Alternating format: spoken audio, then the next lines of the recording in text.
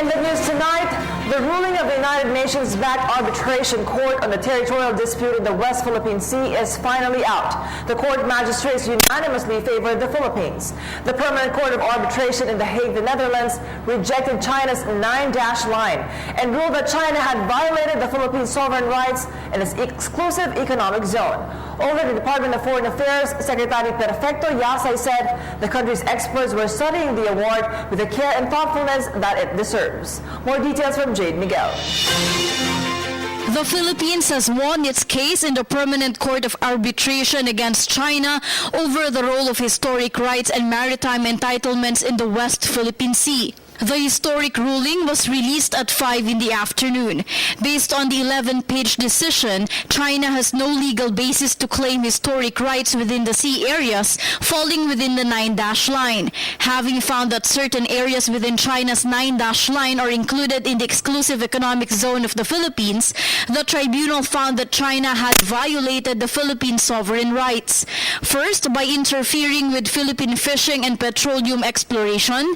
Second, by constructing artificial islands. Third, by failing to prevent Chinese fishermen from fishing in the zone and obstructing Philippine vessels. And lastly, by damaging the Philippine coral reefs through its several massive reclamation projects.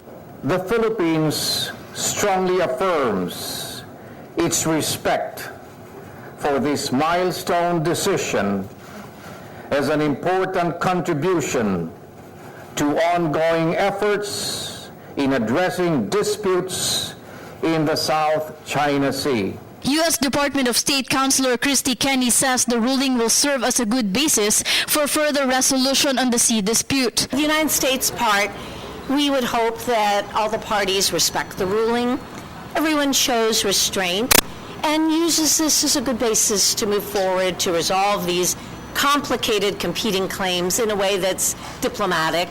Meanwhile, China has reiterated it will not honor the said ruling and instead urged the Philippines to consider bilateral talks. Foreign Affairs Secretary Perfecto Yasay said he is open to such negotiations, particularly the possible sharing of resources in the West Philippine Sea. This is Jade Miguel for PTV News.